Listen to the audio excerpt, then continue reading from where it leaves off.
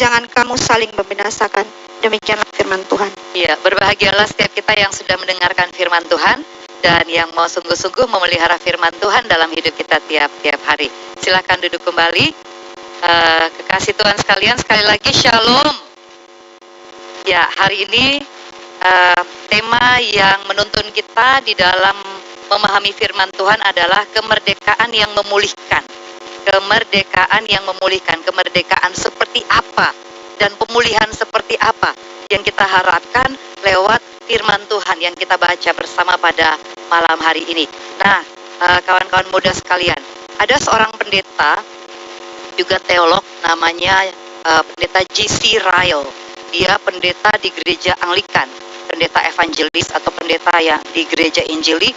Dalam salah satu bukunya, dia menulis begini, tanda bahwa seseorang itu adalah milik Kristus adalah ada dua.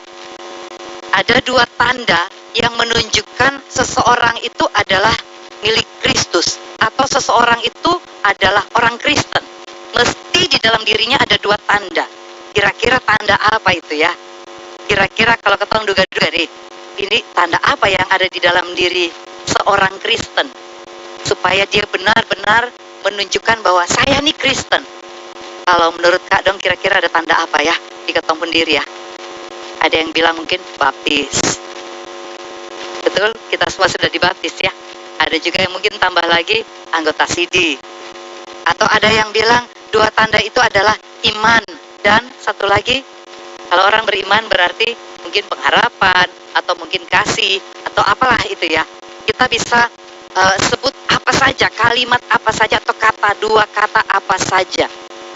Dan boleh-boleh saja kita menyebut dua kata itu. Tetapi menurut J.C. Ryle, di dalam dia punya perenungan akan firman Tuhan, termasuk kitab Galatia, atau ketika dia merenungkan tentang makna kemerdekaan di dalam Kristus, dia bilang bahwa orang Kristen menikmati kemerdekaan di dalam Kristus, maka mestinya di dalam diri orang Kristen itu ada dua tanda, yaitu yang pertama damai, yang kedua adalah, ada yang mau sebut selain damai apa?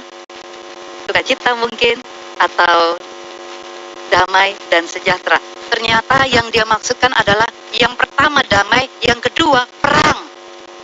Aduh, kenapa dua tanda harus ada di dalamnya perang? Kenapa orang Kristen harus menunjukkan bahwa ada damai tetapi kok ada perang? Kan itu dua hal yang bertentangan kan? Dua hal yang bertolak belakang, damai dan perang. Tapi kenapa harus ada keduanya? Nah, untuk itu kawan-kawan muda sekalian, mari kita sama-sama memahami apa yang J.C. Ryle maksudkan ketika dia menerjemahkan atau dia merenungkan makna kemerdekaan itu. Damai dan juga perang. Artinya, kita semua mau diajak untuk memahami, menyadari, mengakui juga bahwa kita ini bukan hanya butuh damai. Untuk menunjukkan bahwa saya benar-benar adalah milik Kristus, saya benar-benar adalah orang Kristen. Kita bukan hanya butuh damai, tetapi kita juga harus menyatakan perang. Tapi perang seperti apa? Mungkin kita sudah bisa membayangkan perangnya seperti apa. Tapi mari kita dalami sama-sama. Orang Romawi kuno, mungkin ada yang tahu Romawi kuno itu ya semacam Asterix, Obelix. Wah, itu kuno sekali ya. Kan itu zaman perang ya. Zaman Romawi kuno itu kan zaman perang, zaman ekspansi, zaman untuk memperluas kekuasaan. Dan mereka katakan civis pacem parabellum. Itu artinya kalau mau damai harus menyatakan perang. Karena ketika kita perang, kita bisa memperluas kekuasaan kita, dan semakin luas kekuasaan kita, maka semakin damailah kita. Tetapi benarkah begitu? Mari kita sama-sama melihat apa yang firman Tuhan hari ini katakan, bahwa kekristenan dan kemerdekaan di dalam iman Kristen bukan hanya bebas dari perang, justru harus tetap ada di dalam peperangan kalau kita mau menikmati damai. Nah, karena itu hari ini kita baca sama-sama bagian firman Tuhan yang dipilih oleh pengurus yang menyelenggarakan ibadah ini malam, kemerdekaan yang memulihkan. Dan bacaannya dari Galatia. Memang kitab Galatia pasal 5 ini tiap bulan Agustus itu pasti jadi salah satu teks favorit ya di gereja-gereja. tentang merenungkan tentang kemerdekaan. Nah, supaya kita sungguh-sungguh merdeka, Kristus telah memerdekakan kita. Tetapi kemudian Rasul Paulus melihat di dalam kehidupan jemaat Galatia, kemerdekaan yang mereka nikmati, kemerdekaan yang mereka maknai, kemerdekaan yang mereka pahami itu adalah kemerdekaan ketika mereka lihat diri mereka dan mereka sadar bahwa aduh, kami ini orang merdeka benar. Kenapa kami orang merdeka? Karena yang pertama, kami orang Yahudi. Kami keturunan Yahudi, dan keturunan Yahudi itu dibandingkan semua bangsa di muka bumi ini keturunan yang paling merdeka, karena ini keturunan pilihannya Allah. Kami keturunan Abraham, Ishak dan Yakub, dan itu nama leluhur yang menyatakan berkat berlimpah dari Allah. Kalau kami terlahir sebagai keturunan Abraham, Ishak, Yakub, maka kami ini orang-orang merdeka. Kenapa? Karena leluhur kami, Abraham itu istrinya Sarah. Dan Sarah itu Alkitab bilang, kitab Galatia juga ya, kalau ketong baca terus ya, bahwa itu melahirkan keturunan-keturunan yang merdeka. Bukan keturunannya Hagar. Kalau keturunan Hagar itu budak. Jadi kebanggaan orang-orang Yahudi pada saat mereka lihat diri mereka, kami Yahudi, wah kami ini keturunan orang merdeka. Karena Abraham, kami berstatus orang merdeka. Tidak ada di antara kami yang berstatus budak. Selain itu, selain bahwa mereka ini keturunan Abraham, tanda lain yang mereka yakini bahwa ini menandakan kami sudah merdeka adalah sunat. Sunat itu tanda perjanjian kan. Kami terikat janji dengan Allah, perjanjian darah dengan Allah, ini bukan perjanjian main-main. Dan kami menjaga perjanjian itu, bahwa kami terikat dengan Allah yang membebaskan kami karena Abraham.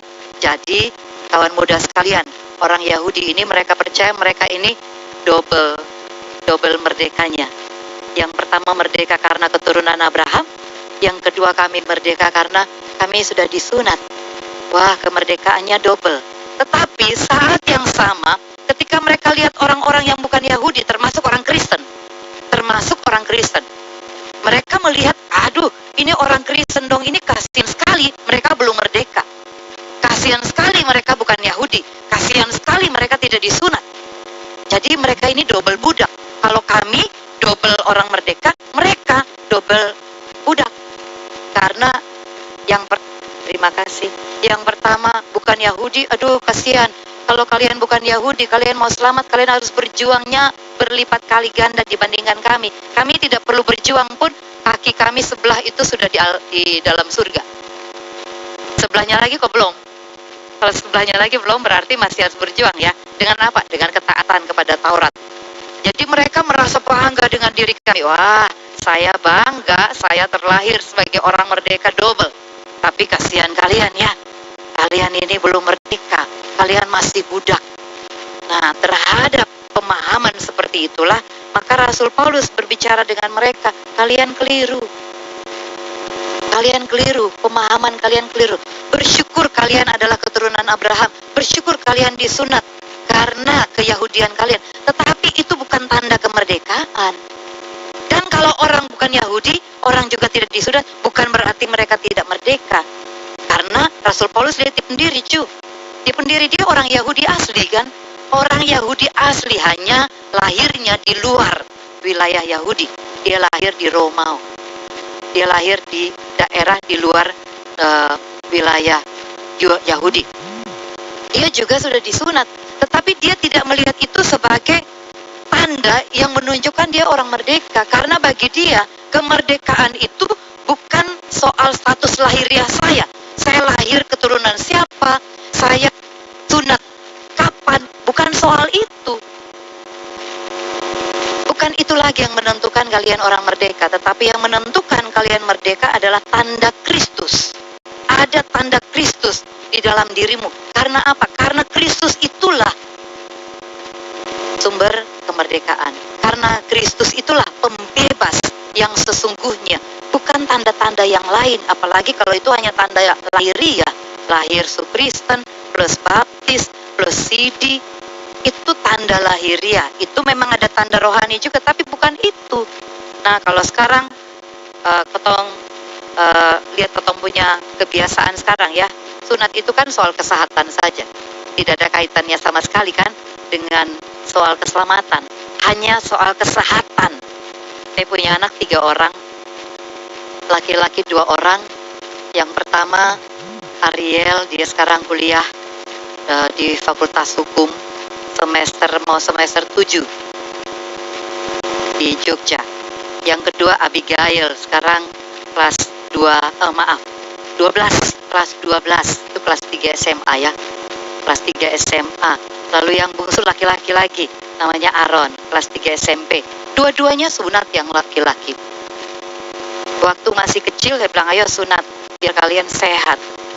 Ya memang mereka ketakutan, kemudian ya menderita ya, tapi ya itu untuk kesehatan. Kalau sekarang ini mungkin kakak-kakak di sini juga yang pemuda disunat ya, tapi itu hanya soal kesehatan, tidak ada kaitannya sama sekali dengan kita punya iman, bahwa kita makin lebih percaya atau kita makin lebih rohani daripada yang tidak sunat. Nah ini yang kemudian Rasul Paulus mau bilang dengan orang-orang Yahudi, juga orang-orang Kristen yang dikondisikan begitu rupa sehingga mereka jadi minder. Aduh, potong ini kayaknya kelas level rendah dibandingkan mereka yang level atas. Ya kira-kira mirip-mirip lah ya dengan drama tadi ya. Ada yang merasa rendah karena sudah latihan tetapi ternyata masih salah juga. Tapi ada yang jagoan jadi kayaknya levelnya lebih tinggi. Tetapi kemudian Rasul Paulus mau bilang bahwa ini tidak ada soal level-level. Di dalam kehidupan persekutuan dengan Kristus tidak ada level-level. Jadi kemudian saya ingin ajak kita kembali kepada apa yang pendeta J.C. Ryle, dia sudah meninggal ya beberapa tahun yang lalu, mungkin 2-3 tahun yang lalu, di usia yang sangat sepuh, 90 tahun. Nah, dia omong tentang orang Kristen itu tandanya adalah di dalam dirinya ada damai, tetapi damai antara dia dengan Allah, damai dia dengan sesama, damai karena dia menikmati kemerdekaan di dalam Kristus, tapi saat yang sama dia juga harus menyatakan orang lain juga harus damai. Kalau saya menikmati damai, orang lain juga berhak menikmati damai itu. Jangan hanya saya lalu saya pikir, oh orang lain belum damai nih, karena dia masih ada kekurangan ini, itu, dan seterusnya. Dan supaya saya bukan hanya menikmati damai itu sendiri, saya harus menyatakan perang ketika saya tahu bahwa ada yang tidak damai, ada yang belum menikmati damai, bahkan diri saya sendiri juga.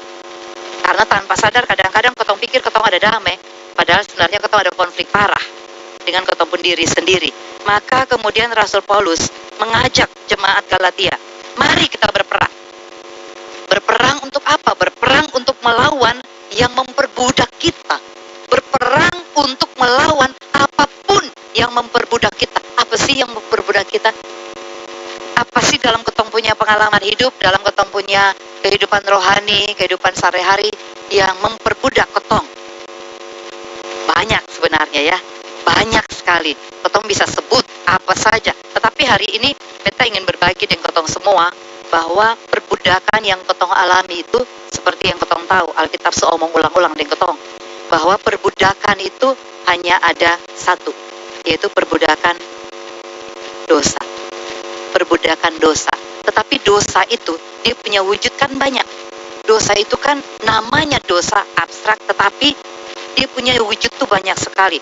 Namun Alkitab menggambarkan bahwa dosa itu sebanyak-banyaknya jenis dosa. Ada tujuh yang dikatakan dosa maut. Dosa maut, mungkin ada di antara kita yang tahu ya, 7 dosa maut itu apa? 7 dosa yang mematikan.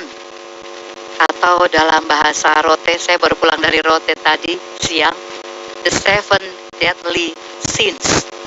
7 dosa maut, 7 dosa yang mematikan. Apa saja sih 7 dosa yang mematikan? Nah ini 7 dosa yang ternyata kalau dibilang kita harus berperang melawan perbudakan dosa. Berperangnya itu ternyata bukan berperang karena dosanya itu ada di luar. Bukan. Ternyata dosa itu tumbuh di dalam ketong sendiri. Berarti ketong berperang melawan siapa? Berperang melawan dosa yang ternyata tumbuhnya di dalam. Bukan dari luar. Bukan serangan dari luar. Kalau perang mestinya kan lawan yang dari luar ya. Tetapi musuh di sini bukan musuh dari luar, ternyata musuhnya adalah dosa yang ada di dalam ketong sendiri, yang bisa bertumbuh. Bahkan kalau bertumbuhnya tanpa ketong sadar, ketong kasih makan dia ditambah besar dan dia bisa berkuasa. Nah dosa apa saja? Kak dong mau tahu kok? Dosa apa saja itu 7 dosa maut itu? Ternyata itu dosa yang biasa, yang mungkin biasa, tetapi ternyata itu mematikan. Yang pertama, itu di dalam kitab Kejadian semua itu, dosa kesombongan. Kesombongan itu kan bukan sesuatu yang dari luar ya. Kesombongan itu di dalam ketong sendiri. Bukan ketong bilang, wah, kok ini kesombongan datang, saya harus lawan dia. Ternyata kesombongan itu tumbuh internal di dalam ketong sendiri sendiri. Lalu ada orang yang bilang begini nih, ada dosa dosa yang keluar, ada dosa yang ke dalam. Dosa keluar, dosa ke dalam itu apa lagi ya? Dosa yang keluar itu, maaf, sombong luar, sombong dalam. Sombong luar itu kayak apa? Sombong luar itu orang yang nyata-nyata ya, tinggi hati, omong tinggi, bahkan tingginya itu kayak skala langit. Omong tinggi terus sampai ketong yang dengar ketong kayak rasa-rasa, aduh, tarik sendia kas turun seko, tapi Sony sadar dia sedang omong tinggi. Ada orang begitu kok. Ada orang pernah ketemu orang kayak begitu? Oh, Son pernah ya. Di sini sana ada ya. Yang omongnya tuh, aduh langit kurang tinggi nih, kayaknya dia mau lari lewat langit. Tetapi dosa sombong dalam tuh yang kayak apa? Sombong dalam itu yang tampak luarnya rendah hati. Tampak luarnya rendah hati, tetapi di dalam dia bilang, satu nih, ya untung kok beta sone ke dia, beta lebih baik dari dia. Nah itu yang orang Farisi itu, yang Tuhan Yesus lihat. Ya hanya di dalam hati, tidak kelihatan, tapi Tuhan lihat.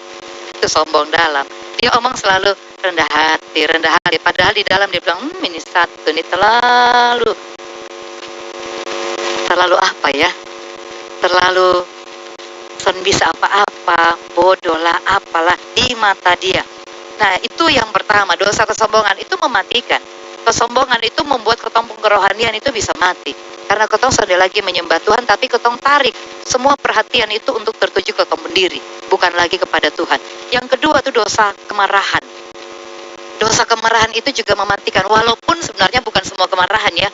Ada kemarahan yang benar, ada kemarahan yang kudus. Artinya kemarahan yang sesuai dengan hatinya Tuhan. Kalau Tuhan marah dengan sesuatu ya beta harus marah juga. Soalnya mungkin Tuhan bilang itu dosa beta. Soalnya marah malah beta kompromi, beta toleran. Wah itu malah berdosa. Kemarahan yang keliru, kemarahan yang tidak terkendali. Kemudian yang ketiga itu iri hati. Iri hati itu kan di dalam. Iri hati itu ibaratnya ketong rasa son puas, kenapa sih Tuhan beta dapat yang begini, dia dapat yang begitu. Kenapa sih bepong nona kurang pintar musik, dia pintar musik, pintar nyanyi. Padahal kan beta jago musik, kalau dia pintar nyanyi kan ketong dua bisa kolaborasi. Kenapa dia bisa beta sonde? Nah itu iri hati. Iri hati yang ketong lihat ketong sendiri, ketong ukur dari orang lain pun keadaan diri. Iri hati itu pun mematikan ketong punya rohani. Lalu ada dosa hawa nafsu, itu terkait dengan keinginan seks yang tidak terkendali. Ada dosa keserakahan sampai Sony bisa kendali dia pun ambisi sampai pakai segala cara supaya dapat kuasa, dapat harta dengan cara apapun, bahkan korupsi. Lalu kerakusan, itu soal makan minum ya. Dan yang terakhir itu kemalasan. Nah ini 7 dosa maut yang Alkitab katakan kepada kita, semuanya ada di kitab Kejadian. Ya Kak Dong boleh belajar sendiri itu. Nah inilah peperangan kita. Inilah peperangan kita. Kalau kita mau damai, berarti kita harus berperang melawan apapun yang mematikan keadaan rohani kita. Dan kalau begitu, yang namanya perang itu kan bukan hanya ketong melawan, lalu dia kalah. Dosa itu kalah. Bukan hanya kalah. Kalau Alkitab bilang kita berperang bukan hanya mengalahkan, tetapi harus membuatnya sampai mati. Karena di kitab Kejadian pasal 3 ayat 15 itu sudah satu ya mau dibilang nubuat, atau itu satu misi Allah ya, melawan dosa lewat anaknya. Keturunannya akan meremukkan tumitmu, dan keturunannya akan meremukkan kepalamu, dan keturunanmu akan meremukkan tumit. Itu antara peperangan antara keturunan perempuan melawan keturunan ular, setan. Harus kasih kalah, bahkan sampai remuk kepalanya, artinya mati. Sonde boleh dosa itu hanya ketong lawan setengah-setengah, lawan hari ini, tapi kasih kesempatan. Oke lah, hari ini beta belum bisa berhenti, jadi beta berusaha lagi besok. Ya boleh, tapi ada komitmen untuk harus akhiri. Nah, persoalannya, kawan-kawan muda semua, persoalannya seringkali ketong berfokus hanya lihat yang di luar, bahwa ada serangan dari luar, serangan yang menggoda ketong, menarik ketong supaya melakukan apa yang diinginkan oleh dunia. Ketong fokus di luar, padahal sebenarnya dosa itu sebenarnya yang paling kuat itu adalah ketong pun daya tahan di dalam, sanggup bertahan kosonde, sanggup melawan kosonde. Dan inilah yang kemudian Rasul Paulus di dalam pergumulan sendiri ya, dia tulis itu berulang-ulang, paling banyak tuh di kitab Roma dan kitab Efesus ya. Dia berulang-ulang bilang bahwa ada satu kekuatan yang membuat dia ingin mengikutinya. Itu kekuatan di dalam dia pun diri yang namanya kehendak bebas, free will, kehendak bebas. Wah, kehendak bebas, apa yang salah dengan kehendak bebas? Kelihatannya ada yang salah dengan kehendak bebas, apalagi kalau kehendak bebas itu dipakai untuk hal baik. Tetapi manusia ini kan naturnya berdosa. Semua manusia ini kan naturnya berdosa. Jadi kehendak bebasnya itu seringkali dipakai hanya untuk mengikuti dia punya keinginan atau naturnya itu. Nah, karena itu kita ingat kembali, kehendak bebas itu memang diberikan oleh Allah. Diberikan oleh Allah. Kalau ketong ingat lagi ya, kitab kejadian itu kan awal segala sesuatu ya. Jadi kalau ketong hadapi persoalan dosa atau apapun di kemudian hari, selalu balik-baliknya ke kitab kejadian. Karena awal segala sesuatu itu baik, maka balik-baliknya ke situ. Nah, tentang kehendak bebas, itu kan Allah yang omong di dalam kitab kejadian pasal 2 ayat 16-17. Semua pohon dalam taman ini boleh kau makan buahnya dengan bebas. Dengan bebas. Artinya bahwa kebebasan itu Allah sudah karuniakan kepada manusia. Tapi ayat 17, tetapi, nah ada kata tetapi. Semua boleh dengan bebas, tetapi hanya satu sah. Artinya, kalau misalnya ketong dikasih kebebasan itu ada 9 kebebasan. Dari 10, 9-nya itu ketong bisa nikmati. Hanya satu sah yang sonde. Lalu ketong fokusnya ke satu. Kenapa sih sonde? Lalu ketong merasa bahwa ketong punya kebebasan itu dibatasi oleh Allah hanya karena satu. Padahal ketong sudah dapat 9 nih. Nah, seperti itulah kehendak bebas. Mestinya kehendak bebas adalah ketika ketong melihat yang 9-nya. Itu kehendak bebasku. Tidak peduli dengan yang satu yang Allah batasi itu. Tetapi namanya manusia ketika jatuh dalam dosa, tergoda oleh dosa, yang dilihat adalah satu itu. Kenapa sih satu son boleh? Kenapa sih dilarang? Ini kayak anak kecil ya. Kalau dia mau main, dia mau lompat, dia mau pegang pisau, orang tua bilang jangan. Kenapa sih jangan? Padahal ada banyak mainan yang lain nih. Ada banyak mainan yang lain yang lebih baik, yang lebih aman, yang sebenarnya ada bahaya. Tetapi dia kok kepinginnya pisau. Ibaratnya begitu.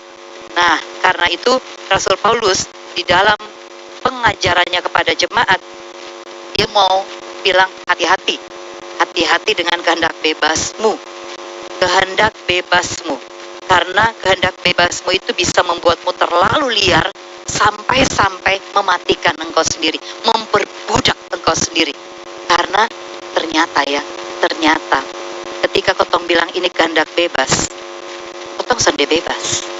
Justru sebaliknya, ketong sedang diperbudak, ketong sedang dikendalikan oleh satu kekuatan yang membuat ketong sonde bisa memilih hal yang benar. Sama seperti Adam dan Hawa, berfokus kepada yang satu, dikuasai oleh yang satu, sampai lupa bahwa ada banyak kebebasan yang lain yang aman bagi saya. Tetapi ketika dia hanya berfokus ke yang satu dan dia lupa yang 9, dia sedang diperbudak. Saya ambil contoh ya kawan-kawan semua, orang yang namanya peminum, ya bukan minum aqua lah ya. Kalau dibilang peminum itu berarti minum yang kawan-kawan dong tahu lah ya, minum apa kira-kira? Yang tadi sebut apa kak? Tadi kak Benaya Lihat ya, Benaya tadi yang disebut-sebut, saya coba dengar nama yang disebut narator. Minum apa tadi? Yang di sana yang minum. Yang sebelah mana yang tadi minum ya? Supaya keluar ya. Lagi minum. Oke. Minum apa tadi yang di botol? Oke. Minum oke. Ya. Yang namanya peminum itu bukan kalau dia lihat baru dia kepingin. Yang namanya peminum, sonde ada, sonde lihat, sonde di depan mata, dia akan cari. Dan dia menikmati itu sebagai yang dia pikir, ini bepung hak, ini bepung kesukaan. Dan beta mau menikmatinya, beta bebas menikmatinya kapan saja. Dan namanya peminum, sonde ada satu hari pun yang dia son minum. Tiap hari dia harus minum, nah. Betul begitu kok kawan-kawan? Berarti tahu ya, kok tahu? Ya, harus minum. Nah, menurut kita hari ini, orang dengan kendali seperti itu harus minum, harus cari, harus dapat. Kalau sudah dapat, minum baru lega. Itu bebas atau itu perbudakan? Ketika dia bisa memilih yang lain, tipung otak hanya arahkan dia untuk cari, dapat dan minum tipung otak bisa pikir, kan ada aqua, kan ada minuman yang lain. Dia mau pilih itu. Dia hanya otak fokus di situ. Itu perbudakan. Walaupun versi dia bilang ini bepung hak, ini bepung kebebasan. Tetapi kebebasan manusia yang sudah dalam dirinya dan natur dosa, itu kebebasan yang membuat dia tidak bebas. Kebebasan yang membuat dia malah diperbudak. Dan oleh karena itu, Rasul Paulus, dia sudah alami itu. Dia sudah mengalami itu. Dan Rasul Paulus ketika dia menggunakan kehendak bebas, wah, dia jadi orang sejahat-jahatnya. Karena yang mendorong dia untuk menikmati kebebasan adalah kalau dia bisa menegakkan agama Yahudi punya martabat. Dengan cara apa? Dengan kejar orang-orang Kristen dan lumpuhkan dong. Dengan cara apapun. Bagi dia itu kebebasan saya. Dia tidak peduli dengan kebebasan orang Kristen. Tetapi setelah dia jadi Kristen, malah dia sadar, wah, saya telah diperbudak. Nah, kawan-kawan muda sekalian, kehendak bebas inilah yang Allah dari awal sudah omong. Engkau boleh makan semuanya dengan bebas. Tetapi satu ini tidak boleh. Artinya ada batas. Batasnya apa? Batasnya adalah ketaatan saya kepada Tuhan yang membuat saya tidak akan melanggar apa yang Tuhan sudah batasi. Saya bebas selama saya tahu batasnya. Tapi ketika saya tidak bisa membatasi atau saya sadar ini batasan, maka saya sebenarnya sedang jadi budak. Karena itu dia sedang menegur orang-orang Yahudi. Apa yang kalian bilang bebas? Kalau kalian sebenarnya sedang diperbudak oleh pemahaman yang keliru. Lalu kalian menganggap orang lain yang budak. Padahal sebenarnya mereka bebas karena mereka ada di dalam iman Kristen. Nah, kebebasan kita tuh kan banyak hal ya di dalam kita pemikiran. Beberapa waktu lalu saya pimpin PA Pemuda. PA Pemuda mereka yang tentukan tema. Temanya adalah bagaimana saya tahu my girlfriend, my boyfriend adalah pemberian Tuhan. Waduh, saya pikir-pikir ini kayaknya omong tentang jodoh nih ya. Kayaknya ya. Kemudian mereka kasih pertanyaan, kirim pertanyaan sebelum hari PA, 1 minggu sebelum itu kirim pertanyaan. Ipen, ini nanti ketong bahas pertanyaan-pertanyaan ini. Oke, kemudian saya tertarik dengan beberapa pertanyaan. Pertanyaan antara lain, ini ternyata tentang jodoh ya. Jodoh itu Tuhan yang tetapkan atau pilihan bebas saya? Itu salah satu pertanyaan. Oke, kemudian kita bahas itu. Saya tidak mau bahas di sini ya. Kemudian ada pertanyaan lagi begini, Pen, kan sekarang kita harusnya merayakan kebebasan nih, kemerdekaan. Oke, kemudian bolehkah sebagai kaum perempuan nih, demi kebebasan kami berekspresi, bolehkah kami yang perempuan ini menyatakan lebih dahulu kepada kami punya kepada laki-laki bahwa kami ingin jadi kekasihnya? Boleh tidak perempuan yang memulai? Karena tunggu-tunggu ini ketumpuk kawan laki-laki ini terlalu pasif. Oh, di ini gereja laki-laki dong pasif semua? Iya. Oh begitu ya. Tapi di Koinonia sana ya. Kalau kalian kalian pasif semua, ini anak perempuan akan cari nyong di luar sana. Boleh kau sonde? Perempuan yang memulai. Sana ada yang mau jawab. Yang mau jawab malah yang laki-laki ya. Oke, kalau anak perempuan sana mau jawab, yang laki-laki jawab. Boleh. Oh ya, thank you. Aduh, God bless you ya. Boleh katanya ya. Tetapi kemudian ada pertanyaan lainnya bilang begini, Ipen,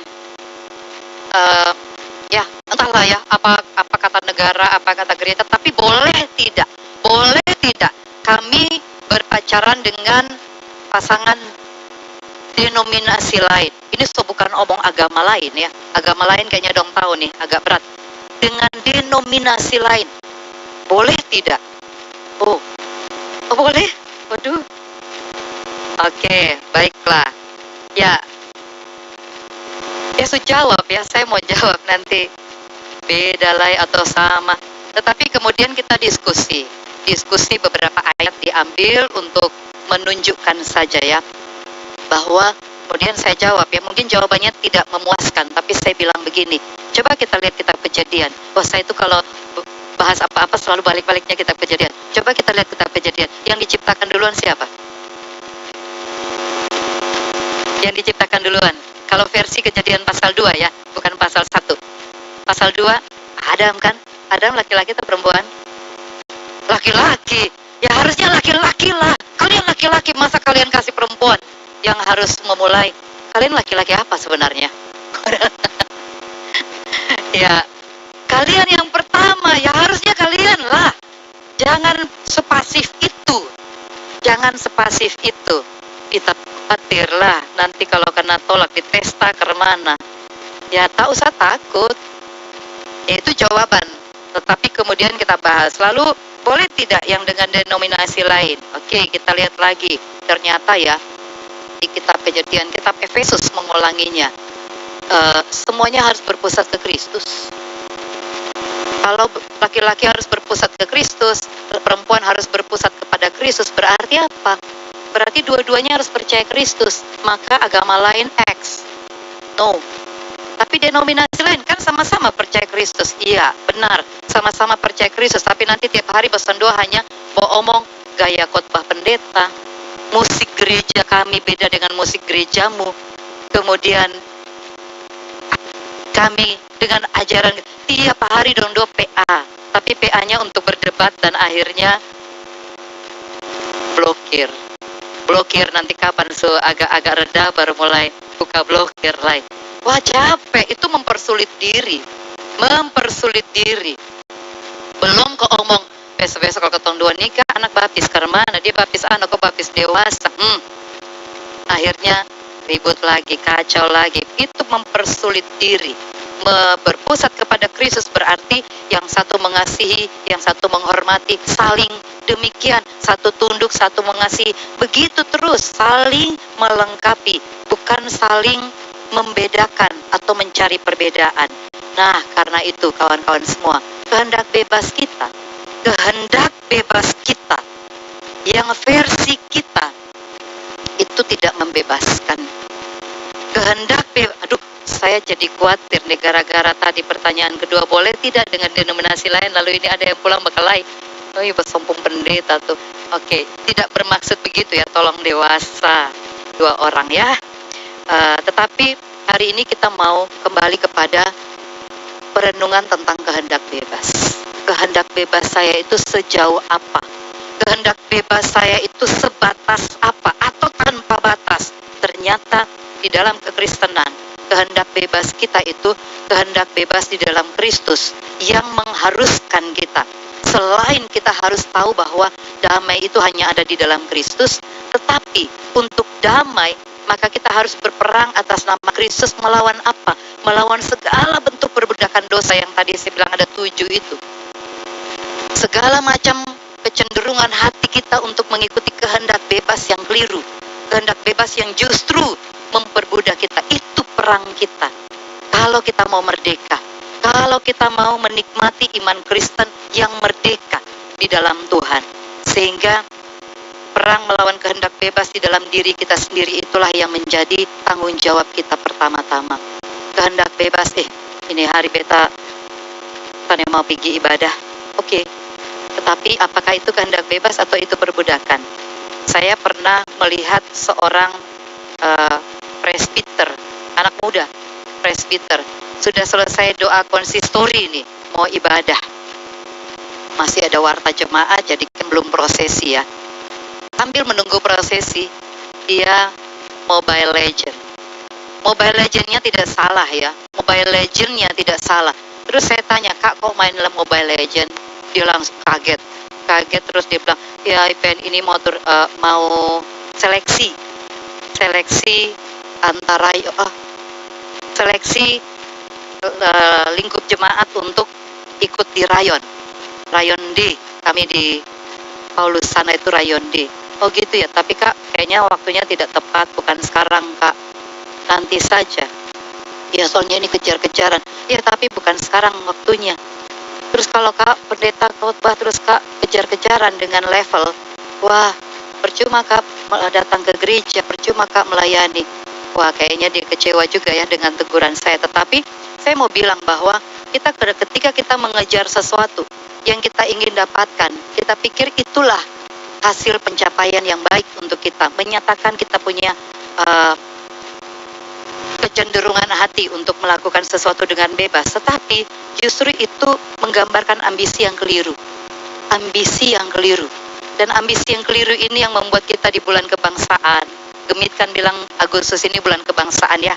Bulan kebangsaan ini kita merayakannya dengan tema yang keren sekali, menggereja di bumi Pancasila. Oh ada ya? Oh itu hanya per minggu ya?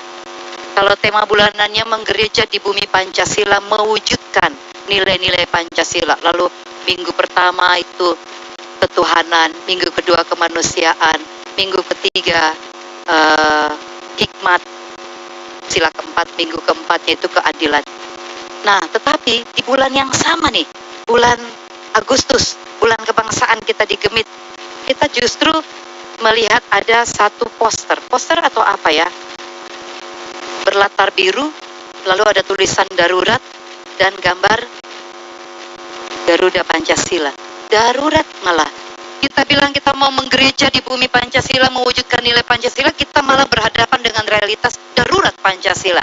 Bukan Pancasilanya yang darurat ya, tetapi orang-orang Indonesia sendiri, bahkan para pemimpin kita lagi darurat nih memaknai nilai-nilai Pancasila. Ketuhanannya hilang, hanya beragama tanpa bertuhan. Kemanusiaannya hilang karena dia taruh kuasa di atas nilai manusia. Kejar kuasa sampai ubah undang-undang. Waduh, pakai segala cara mengubah undang-undang demi saya bisa berkuasa. Anak-anak saya bisa berkuasa. Seburuk itulah Indonesia hari ini. Saya tidak memprovokasi, tetapi itu realitas kita yang menggambarkan bahwa ketika kita mau bebas, menikmati sebanyak-banyaknya segala sesuatu yang kita inginkan, malah kita diperbudak. Dan itu kenyataan di negeri kita hari ini yang lagi merayakan kemerdekaan. Merah putih harus berkibar dari tanggal 1 sampai 31. Tetapi kemerdekaan model apa? Kalau yang ditunjukkan oleh para pemimpin kita, kemudian dilawan oleh orang-orang muda ya, sampai goyang-goyang pagar, rubuh pagar. Oke, ini bukan tentang pagar ya, tetapi bagaimana kita memperjuangkan, kita berperang melawan segala macam bentuk kebebasan yang keliru. Kebebasan yang memperbudak diri, memperbudak orang lain, dan menghancurkan banyak orang. Nah, karena itu, mari kita kembali kepada harapan kita lewat firman Tuhan hari ini. Kita jadi tahu kemerdekaan seperti apa yang Tuhan mau bagi kita. Kemerdekaan yang Tuhan mau bagi kita, dia sudah omong, sudah selesai. Di kitab Kejadian itu selesai. Sesudah ada lagi yang baru. Tetapi karena rusak, maka Tuhan Yesus harus datang membaharui kembali apa yang Tuhan sudah tetapkan di awal, tapi rusak karena dosa. Tuhan Yesus harus pulihkan. Tuhan Yesus harus pulihkan sehingga kebebasan kita, kemerdekaan kita, kemenangan kita di dalam Tuhan itu kita rayakan dengan cara berperang tiap hari. Berperanglah tiap hari, anak-anak muda. Berperanglah tiap hari. Berperanglah melawan apa? Melawan kekuatan di dalam diri kita. atau kekuatan dari luar yang mau menarik, mau menguasai diri kita supaya ikuti, tetapi yang kemudian memperbudak kita. Oke, kalau tadi saya ambil contoh Mobile Legend ya, bukan berarti Kak Dong pulang langsung hapus aplikasi Mobile Legend. Tidak ada yang dosa dengan itu. Dosa itu juga bukan sesuatu yang ada di luar diri kita. Contoh kayak tadi ada moke ya. Moke dosa bukan? Mokenya bukan dosa. Mokenya bukan dosa ya. Kalau kita bilang moke itu dosa berarti anggur juga dosa. Semua makanan jadi berdosa. Berdosa bukan ada di luar diri kita, tetapi keinginan kita untuk bisa menikmati tanpa batas, tanpa kendali, itulah yang menyebabkan kita berdosa. Karena itu hari ini, mari kita sama-sama mengerti lagi, memaknai lagi, mengingatkan diri kita masing-masing. Saya ingin sungguh-sungguh menikmati kemerdekaan. Ingin sungguh-sungguh dimenangkan di dalam Kristus yang memerdekakan saya. Dimenangkan dari apapun yang membuat saya tidak bisa melawan keinginan-keinginannya. Apapun yang memperbudak saya sehingga saya akhirnya mengikuti yang salah atau terbiasa melakukan yang salah. Nah, hari ini mari kita kembali kepada firman Tuhan, kembali kepada apa yang Rasul Paulus katakan, mengingatkan kembali kita kepada apa yang Tuhan Yesus sudah perjuangkan bagi kita. Apa perjuangan Tuhan? Perjuangan Tuhan untuk membebaskan kita itu, dia perjuangkan dengan cara mengalahkan, mematikan. Dia kejar setan tuh sampai di alam maut. Kejar sampai di sana untuk menaklukkan dia, karena dengan menaklukkan dia, dia tidak berkuasa lagi atas kita. Maka mari kita rayakan itu. Tuhan sekejar, Tuhan sudah taklukkan, Tuhan sudah selesaikan itu di alam maut. Maka hari ini mestinya kita tidak lagi, atau kita sudah merayakan, menikmati apa yang Tuhan sudah perjuangkan bagi kita. Kita tidak bisa berjuang sendiri artinya. Tidak bisa kita berjuang sendiri. Kalau kita tahu bahwa saya harus berperang, saya berperang dengan siapa? Wah, saya berperang sendiri tidak mungkin. Senjata saya apa? Senjata kita, Efesus pasal 6 bilang, firman Tuhan. Firman Tuhan yaitu Yesus Kristus sendiri. Karena dia yang sudah selesaikan semua. Dan ketika dia sudah selesaikan semua bagi kita, hidup kita hari ini adalah hidup untuk dia. Karena kita sudah jadi miliknya. Sudah jadi miliknya. Kita yang tadinya ini jadi milik yang lain, Kristus tebus. Kristus sudah tebus, dan kalau dia sudah tebus, berarti kan sudah jadi miliknya. Ini ibarat potong digadaikan sesuatu di pegadaian. Ya, anak-anak muda mungkin tidak ya. Gadai menggadai sesuatu. Kita gadai sesuatu di pegadaian misalnya, berarti kan untuk sementara masih milik kita, tetapi kan kita harus mencicil ya. Saat kita tidak bisa mencicil, tidak kembali kepada kita, sudah jadi lelang untuk jadi milik orang lain. Tetapi ketika ada yang datang menebus, maka jadi miliknya. Begitu juga kita dengan Kristus. Kita ini sudah tergadaikan kepada dosa. Kita tidak bisa lagi melunasi. Kristus datang menebus, dia bayar lunas dengan dia punya nyawa, maka kita sekarang miliknya. Dan ketika kita merayakan hidup menjadi miliknya Kristus, kita tidak tergoda untuk mengkompromikan iman kita kepada yang lain. Maka kita sedang merayakan kemerdekaan di dalam dia. Maka kalau mau merdeka, sungguh-sungguh merdeka, sungguh-sungguh menang untuk memulihkan diri kita dari kehendak bebas yang memperbudak, maka berperanglah bersama Kristus. Perang tiap hari. Nyatakan perang tiap hari, karena hanya dengan kita berperang melawan segala keinginan-keinginan yang memperbudak kita, kita akan menikmati kebebasan yang sesungguhnya, kebebasan yang benar-benar membebaskan kita. Itu hanya bisa terjadi tiap hari. Potong berdoa, berperang di dalam doa, berjaga-jaga di dalam doa, di dalam perenungan firman Tuhan. Itu cara kita berperang dengan Kristus.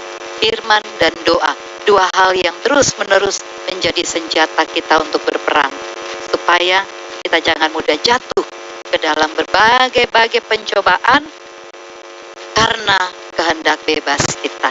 Kiranya firman Tuhan menolong kita, orang-orang muda, untuk terus menyatakan perang terhadap segala kuasa dosa.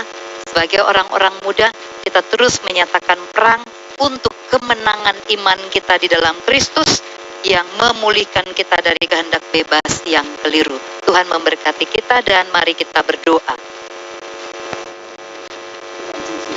Allah Bapa di sorga, di dalam nama Yesus Tuhan yang membebaskan kami, kami bersyukur kepadamu ya Tuhan bahwa hidup kami yang kami jalani hari demi hari, ada kalanya kami tidak